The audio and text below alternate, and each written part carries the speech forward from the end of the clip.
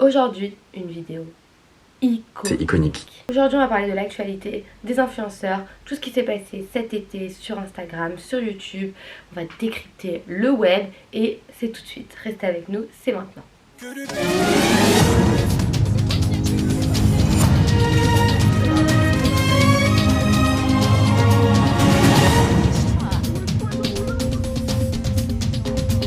Donc l'été a bien commencé avec une vidéo incroyable, iconique. De Squeezie qui a décidé de lancer un hit de l'été. Donc c'était une compétition qui opposait à deux équipes. Il y avait Squeezie et Freddy et de l'autre il y avait Keza et Joyka. Et comment on dit Joysa ou Joyka? Joyka. Ok. Ils avaient 3 jours pour faire un hit de l'été, donc une chanson qui reste dans les têtes, qui reste dans les mémoires et qui rythme l'été. Donc ça a donné ça. Pour Cuba, bye si tu fais du sale.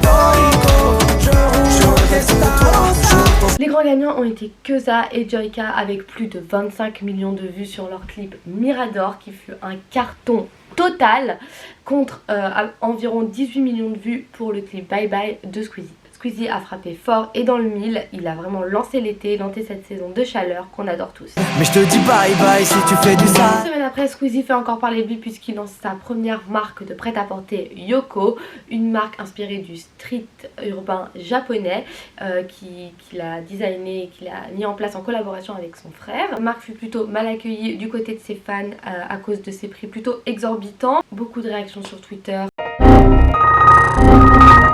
Beaucoup de tweetos se sont manifestés disant que les prix étaient plutôt assez inabordables. Après, ce qu'il faut savoir, c'est que Squeezie n'a pas fait cette marque pour les gamers de 16 ans qui vont prendre la carte bleue de leurs parents. T'es une vraie bitch, toi. Plutôt pour les personnes fans de street art et fans de Squeezie par la même occasion et qui ont du pouvoir d'achat.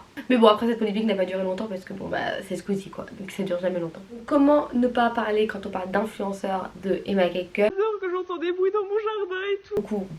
Beaucoup de personnes m'en ont parlé. Emma Cake-Up a fait un procès à 2 petits youtubeurs, Daring Tia et Anthony Valerio, pour diffamation publique et à des histoires de dropshipping. Emma Cake-Up a fait la promotion de plusieurs sites de dropshipping et beaucoup de médias en ont parlé, dont ces 2 youtubeurs, et elle a décidé d'attaquer en justice uniquement ces 2 youtubeurs. Donc il y avait beaucoup de réactions, une bombe nucléaire sur YouTube. Finalement le procès c'est enfin terminé aux alentours du 10 juillet. Emma Cake-Up a décidé d'abandonner les poursuites. Tout ça pour ça.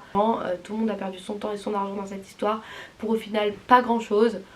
Donc, clairement, pourquoi t'as fait ça ma soeur? Elle a abandonné les poursuites et tant mieux. Si vous voulez plus d'informations sur cette affaire, je vous mets en lien en barre d'infos. Il y a énormément de youtubeurs qui ont réagi en fait à ce qui se passait. Emma Cake-Up a fait une vidéo où elle expliquait la vérité. Celui qui a pris ma crème, il est mort. Il a plus d'avenir, j'ai toutes ces affaires. Beaucoup de personnes ont réagi à ça. Si vous voulez en savoir plus sur ce qui s'est passé vraiment dans les détails, je vous conseille d'aller voir ces vidéos. Elles sont vraiment très explicatives et très objectives, donc je vous les conseille vivement. J'ai trop honte de filmer comme ça, mais là... On m'informe à l'oreillette que l'État français a créé le SNU qui est vraiment iconique et qui vraiment est une semaine loin de chez toi où tu peux partir loin de tes parents à 16 ans, 2 semaines avec des gens trop sympas. Tu vas te réveiller à 6h du matin et t'as pas droit à ton portable et tu vas chanter la Marseillaise tous les matins.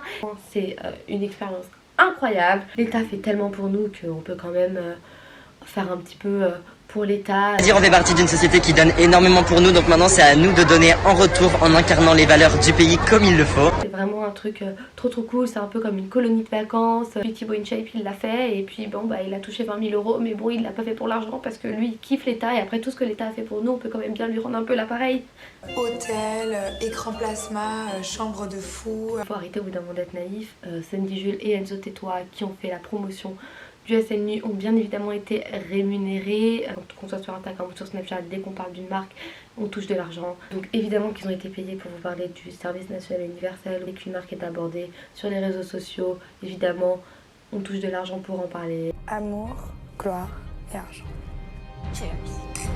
Il y a vraiment une stratégie marketing et commerciale qui est derrière. Bon, croyez pas trop Thibaut InShape qui a été payé 20 000 €. Évidemment, quand tu touches 20 000 €, tu vas pas dire que c'est nul. Vous avez envie de le faire, essayez de vous informer vraiment par vous-même. Informez-vous, ne croyez pas tout ce que vous trouvez sur les réseaux sociaux. Votre meilleure source, c'est vous. Bah je vous laisse regarder la vidéo Swipe Up, genre c'est ouf, c'est une vidéo inédite de SNU en France. Regardez ça, c'est iconique.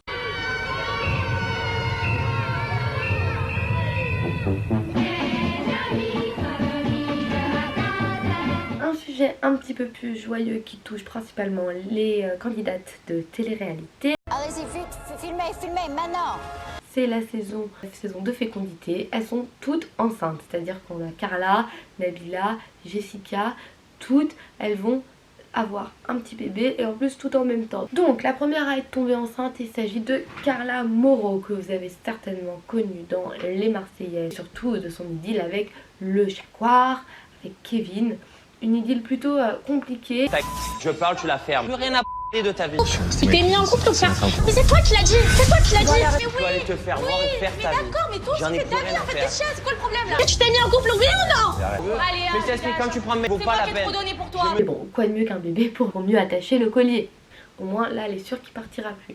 Cette grossesse a plutôt été mal accueillie. Voilà, qui ne comprennent pas à 21 ans avoir un bébé avec un mec qui l'a trompé à peu près 8 fois publiquement devant toute la France entière. Voilà, je peux comprendre que ça bouleverse et que ça choque et que personne ne comprenne, mais après tout, elle l'aimait quoi, elle est un peu folle de lui, sûr qu'il ne la trompera pas, enfin dans ce cas là, vraiment on espère, on croise les doigts. Mais c'est toi qui l'as dit, c'est toi qui l'as. Ensuite la deuxième qui tombe enceinte, il s'agit évidemment de la plus grande influenceuse française qui est Nabila. Allô? Non mais allô quoi? T'es une fille, t'as pas de shampoing. Allô? Nabila est à 28 semaines de grossesse, tandis que Carla en était à 31. Donc Carla, son terme est prévu pour à peu près mi-octobre. Nabila, son terme est prévu plutôt pour fin octobre.